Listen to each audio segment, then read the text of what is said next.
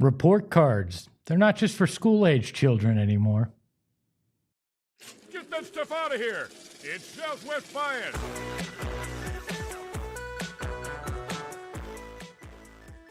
Welcome into another edition of Southwest Bias, brought to you by our friends at the Husband and Wife Law Team. If you've had a serious injury, call the Husband and Wife Law Team first at 602-783-8841 or visit their website at husbandandwifelawteam.com. And we are live from Studio K. Yeah, I got the point right. Brought to you by our friends at Circle K. Become a member of the Inner Circle today for free by downloading the Circle K app. When I was growing up, I learned a valuable lesson. If you're going to do anything, do it right the first time or don't bother doing it at all. And I learned that lesson the hard way. And I still don't always get it right. And I think we all have those moments where we know a lesson, but we can't get it quite right. And it plagued me throughout my time in school. I would screw up some things and, you get your report card. And I remember this one time, and my dad watches this show, and I don't think he's aware of this, but this one time where I think it was a quarterly report card or one of those mid-quarter report cards, I tried to fudge the grade. I tried to change the report card because I didn't quite like what I did because, this was back before they were all computerized, by the way. Sometimes teachers hand wrote your report card. And I tried to hide from the fact that I didn't do something right the first time. So I tried to, find a way to change it without really putting forth any effort or doing anything to actually fix the problem. I just tried to hide the problem, essentially by skirting the issue. That didn't work out for me. The teacher knew what the grade was, and I still got a bad grade in that quarterly report card. You're probably wondering why the hell are we talking about ancient history when you're 42? It is ancient history, me in elementary school, but it's because on Thursday, a report came out that the NFL has filed a grievance against the NFL Players Association to stop report card grades. You remember these. These are the report cards about the facilities, the coaches, the ownership, a myriad of issues that come up. That the Players Association polls teams, and then they release the team report cards. It hasn't favored the Cardinals. In fact, the Cardinals have been very bad in these over the last handful of years. And these owners, at least the ones that help push for this grievance, don't think that they're fair.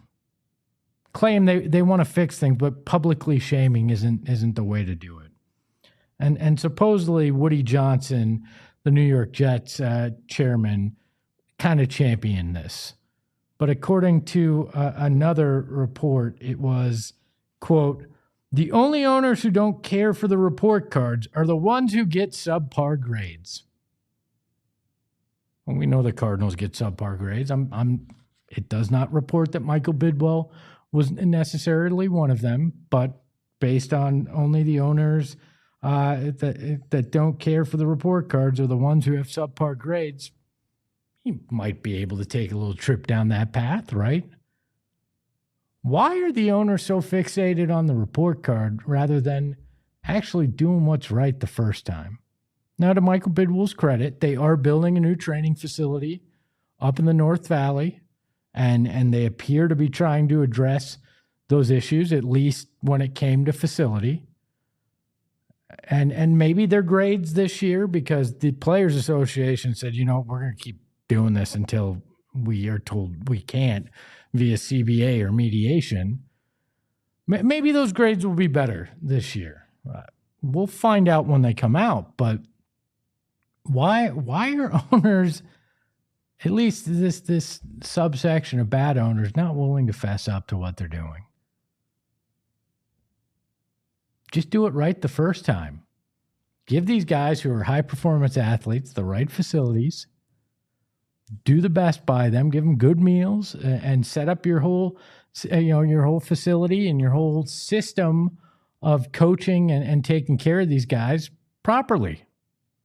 We've heard this for years about the Cardinals. I mean, I've heard stories from guys who played in the 90s where you had to pay for your own cash for your own Gatorade and your meal. And like that doesn't seem like a big deal to most of us, but in a league where that's not the standard, where most of that stuff is taken care of for a player, when those kind of things happened in the 90s, players took note. You get a reputation if you don't do these things well. And whether you're publicly shamed through a report card that goes out to the media or not, that reputation is going to stick with you with the players, and that's really all that matters. Because us fans aren't dumb. We know when your team's been bad for decades at a time, it's probably because of something going on within the walls of the building, not something that it just magically is happening with these players, right? Every year, the players change, coaches change, and things stay the same. I don't need a report card to tell me what's going on there. And we've known that real well here in Arizona since 1988. Lots of things have changed. Logos, uniforms, the actual stadium that they played at. But a lot of the things have remained the same. So instead of trying to kill the report card, why don't these subsection of owners just fix their own house up? Because, well, that may be the tougher thing to do. It's actually the solution that's going to help you in the long run. Because sure, you can take that report card and try to fudge it, try to hide it so other people don't see it. Who amongst us didn't pull that one if you're of a certain age? Try to hide the report card or the paper that came home with the bad grade. Stuff it in a drawer so somebody doesn't see it. Try to get it in that trash can before anybody else witnesses it. Now, Dad, if you're watching, I didn't do that. No, I didn't do that. But the NFL owners are trying to do that. Guess what? Study.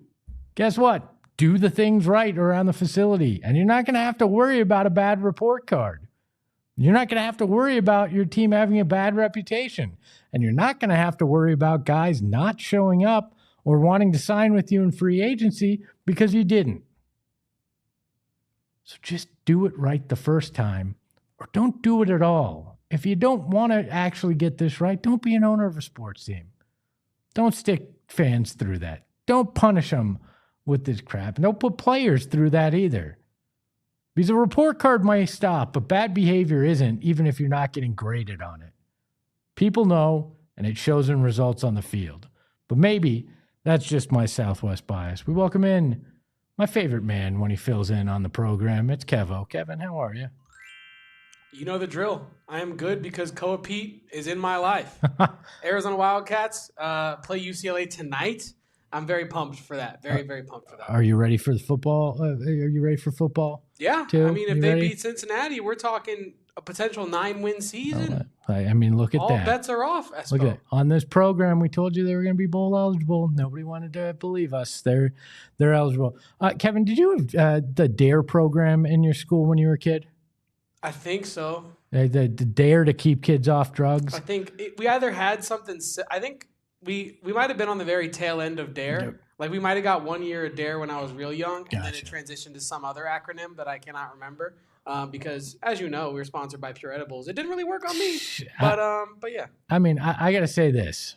My whole childhood deteriorated today. I found out something about the DARE program. The reason I stayed off drugs and I chose to be an Arizona sports fan instead, which was a much more dangerous drug for me in the long run, if we're being honest. That's the real path. A much more harmful choice to punish myself with. I found out that the DARE program was actually a mid-level marketing scheme, essentially, for cops.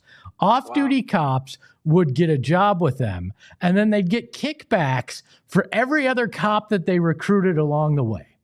So the reason that I don't, that so many kids in the 80s and 90s signed their pledge to not do drugs, and a bunch of, not me, a bunch of us didn't follow it, but they signed that pledge, was all a lie to us. An entire generation of kids got lied to. They wore their DARE shirts, they held their certificates, and it meant nothing because it was a mid-level marketing scheme, Kevin. Should have went high level. I mean, well, it never would have came out. I mean, in the end, they did swindle and bamboozle a lot of us. I'll say that much for it. Did you have you ever been swindled or bamboozled by anything? Yeah, by my sports teams a couple times, more than I would like to admit. Maybe not by DARE. I will say, like, I did stay off drugs for the first 18 years of my life, so you could say that it worked. Don't self-incriminate here, all right? Hey, I've already admitted to forging things. Statute of limitations and desire to actually pursue legal ramifications are low for these type of things, as we know. So. Hey, I think we should have a DARE program to keep kids off Arizona sports sometimes. maybe I'll start a mid-level market. Do you want to be in on it? Do you want to be the first in on my mid-level marketing scheme to keep kids off of Arizona sports? I don't know how well would I be able to transition that into a job, because if we do that, I might not have a job doing what I'm currently doing. Oh, let's be honest, we're going to fail miserably. but if there's some cash to be had, apparently it's the way to do it. If there's cash to be had, I'm there. Apparently, because my whole childhood was a lie, and many of yours was too, because DARE was a mid-level marketing scheme. On the other side of the break, we'll talk to a man who swindles us all into believing that the Arizona Cardinals were going to be good this year. Johnny Venerable joins us after this. Got to tell you about my friends at Mountain America Credit Union. They are the best in the business. You want to get a Phoenix Suns freaking credit card or debit card? They got you covered. And why wouldn't you want to have that in your wallet right now? Why would you not want to be a proud representative of the Phoenix Suns in this town, as they are playing well right now? And if you can get it in a debit card or a credit card. But when you pair it with the My Style checking account, you're going to unlock unbelievable benefits: telehealth access and loan rate discounts. Who does not want a loan rate discount right now? Mobile phone protection. If you're a klutz like I am and you drop your phone all the time, why wouldn't you want to protect it? And identity theft protection as well. Nobody wants to steal my identity, because who wants to be a middle-aged guy that just yells into a mic? Other than Johnny Venerable. So join Mountain America Credit Union today and get their no annual fee credit card. Low rate cashback or reward card options are all available. Get your son's card today. Apply it at any Arizona branch. Visit macu.com/sons to learn more. Insured by NCUA. Terms and conditions and exclusions apply. Loans on approved credit. And got to tell you about the husband and wife law team. I told you that they are sponsors of this program.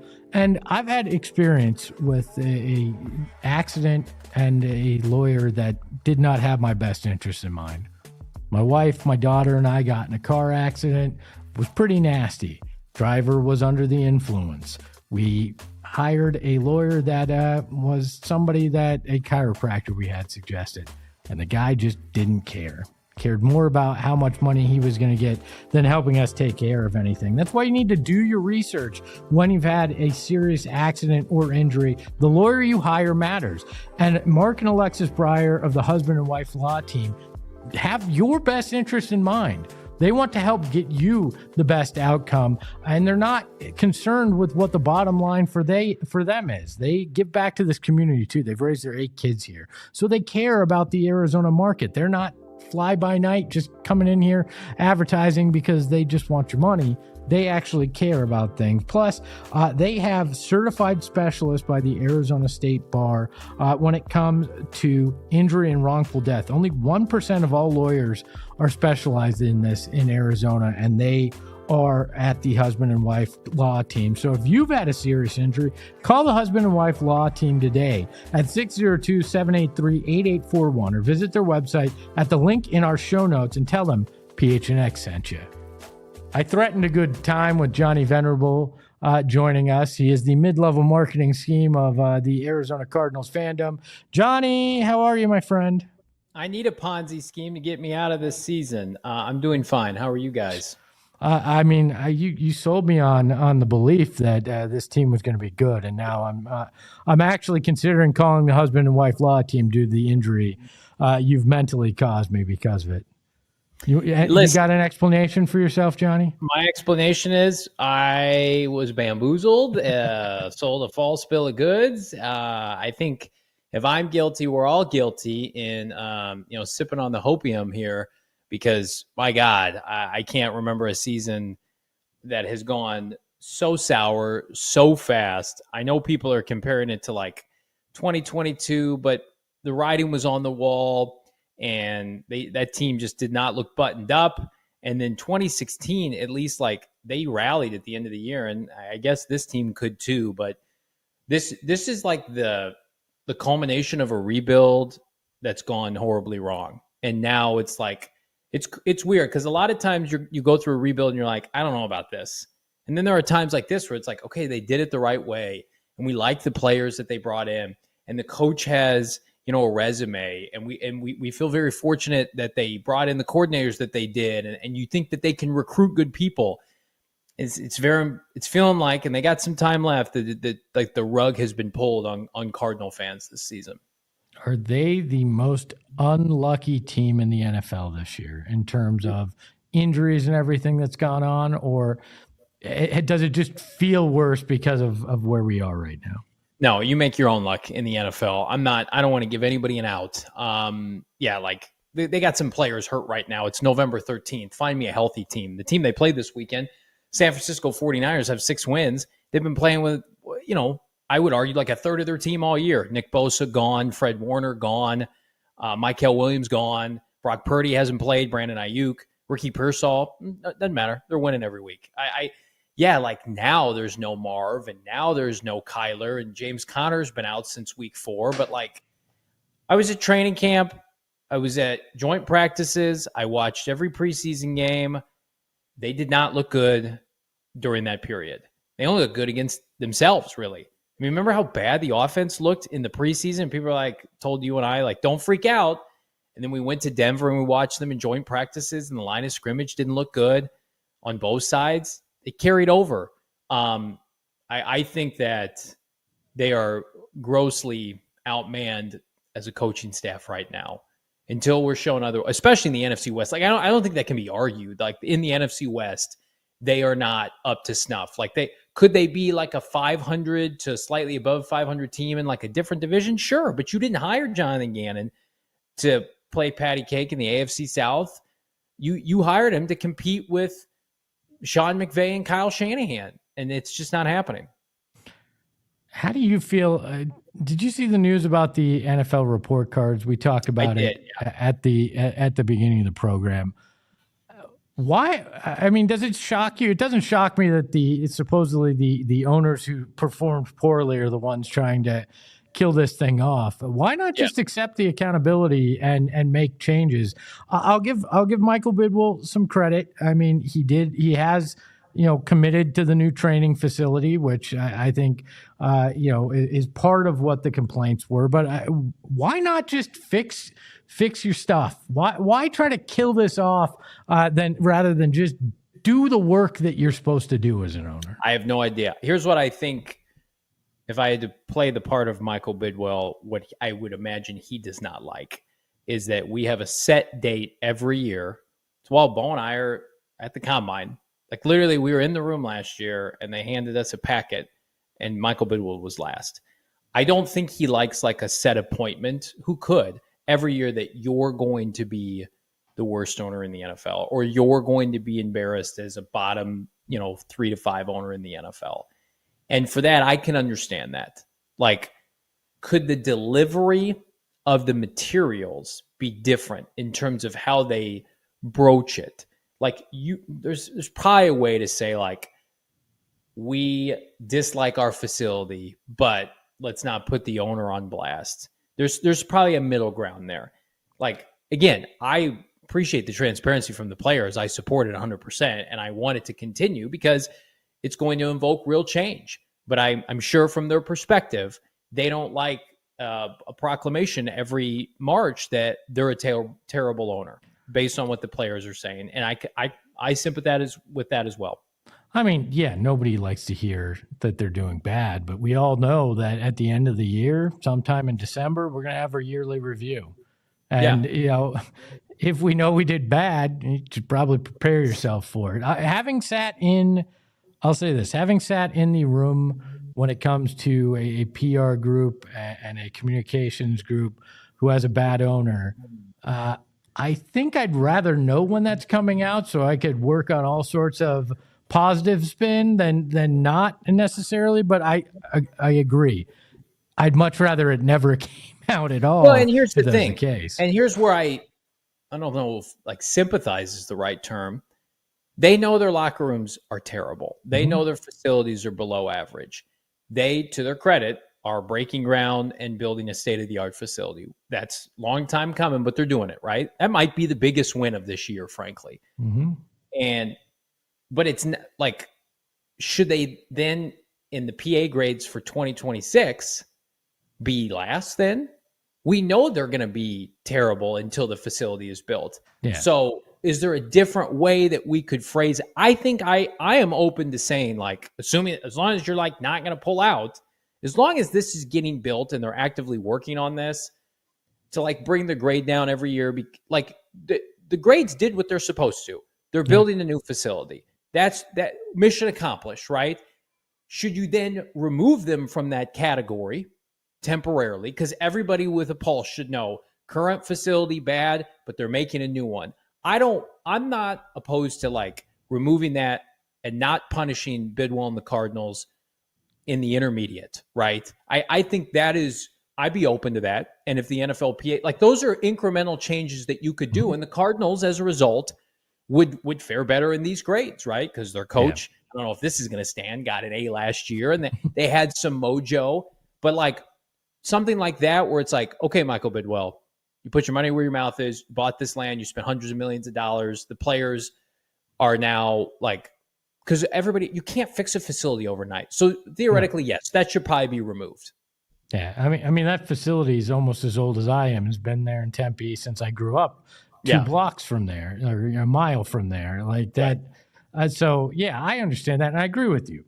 I think you can make changes. I think they certainly don't deserve to be docked when they're trying to fix the problem. Right. And you would hope that it would reflect in him not being there if he, towards the bottom of the list, if he's continuing to work on it. I just found it funny that Woody Johnson is leading a contingent of owners that seem to be trying to completely do away with it, which I'm like, all right, you don't want to be held accountable because you don't want to do the work. Credit to Bidwell. He seems to be trying to at least fix those issues.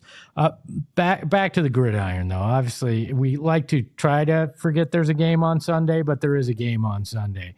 What are you making of this matchup, and do the Cardinals have anything left, or was that kind of the death knell against the Seahawks last week? I thought they were going to win this game pre-Marv out. I'm not saying they can't win it. I don't expect them to. This is the last winnable game in the division for the rest of the year, assuming the Rams aren't sitting starters in Week 18 at State Farm Stadium. The Niners defense is not good. Can the Cardinals take advantage with Trey McBride and Michael Wilson? Maybe. Can Jacoby Brissett get Trey McBride, find him in the end zone multiple times? Maybe. I think the offensive line will perform better just by default. I would be more concerned maybe the defensive side. Josh Sweat mispracticed earlier this week. Walter Nolan is 50-50 to play. It's good to see him not out for the year, though. Drew Petzing versus Robert Saleh is not a fair fight, no matter the players. And then Nick Rallis has not had a good season. Let's just call a spade. McCaffrey could own this team. No Mack Wilson Sr., that's a problem. Mack Wilson Sr. played really well the first time in Santa Clara. Like Baldy said it perfectly on our show earlier this week. I encourage everybody to go watch that interview. He said, no excuses here. Like, go out, coach them. It's an even playing field. Hell, you probably have more healthy players than them. Go out coach them in your own building in a game that means a lot to them and frankly a lot to you for the sake of, job security. Let's see if they can do that. If they can do that, then they've got something to hang their hat on second half of this year. Espo, if they lose and are not overly competitive Sunday, I've been very much in the camp like I expect Jonathan Gannon to return. That Sunday will feel like the first real time where it could be the beginning of the end. I know a lot of fans are already there. They're already fed up with him. I'm just telling you what I know in terms of ownership. Michael Bidwell loves Jonathan Gannon. He believes in Monty Austin for it. Kyler Murray is going to be positioned a little bit as the fall guy, fair or not.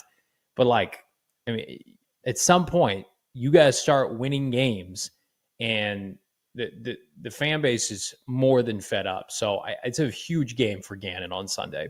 Can't you hide behind the injuries? I mean, no. Look, I mean, not for the season as a whole, but maybe this weekend with the wide receiver room being as dwindled as it is.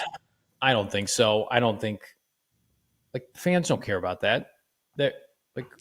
Mac Jones has been throwing to you and me for a month and a half. They've been winning games. Ricky Pearsall's been out. Brandon Ayuk's they've been signing street free agents. It's like I don't. This is the one team where you really can't do it again because this is like the culmination of a perfect storm for Gannon because it's like, oh, let's use injuries as an excuse. I'm not saying he would, but the 49ers have no players. This is your last winnable game. You should have beaten them in San Francisco. You didn't. You blew that game. You had better players in that game. You blew that game. You lose after going 3-3 in the division last year. You lose this weekend. You are going over. You're not beating the LA Rams.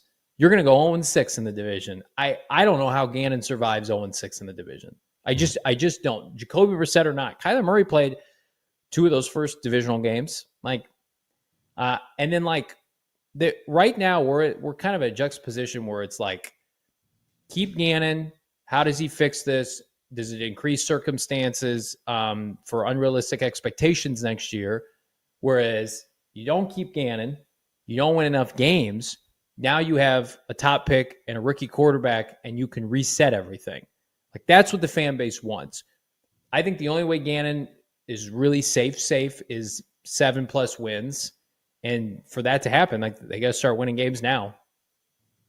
Why, if you weren't getting paid to watch this game, why would you as a fan watch it? And what are you, I don't mean this facetiously. I mean, as a fan, what should I be looking for as a positive? Something I should be watching for, or am I just hate watching this Sunday? I've watched every game for 20+ years. I've never missed a game. I would watch Michael Wilson as the wide receiver 1, part of this program last year. Tremendous person, new dad. Everybody gave him grief that, I got to get rid of Michael Wilson. He can't play receiver. He looks pretty good. Trey McBride should be first-team All-Pro. Continue to score touchdowns with Jacoby Brissett. I like Jacoby Brissett. I'm not here to dog on him after last week. Block somebody for 5 seconds for your backup quarterback, please. And then on the flip side, if Walter Nolan plays, I want to see Walter Nolan against San Francisco. If Will Johnson plays, let's see Will Johnson. I mean, the Cardinals have it's the problem with this year. The Cardinals have likable players. This is not 2023 where this roster's got nobody. So I would say rooting for the youth on this roster, the Walter Nolans, Sweat, if Sweat plays, could Sweat get to 10 sacks pretty soon? I mean, they have the pieces, man. They just can't put it together.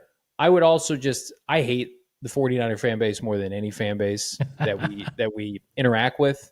Seahawk fans are actually pretty friendly. What's a Ram? I've never seen a real Rams fan. The 49er fans are the worst. To play spoiler for them, that I think would be huge. And I want to see Brock Purdy play. Mac Jones is playing well. Brock Purdy off an injury will be scattershot, will have happy feet, will be inaccurate, will throw multiple hospital balls, be inaccurate. I think there'll be interceptions to be had.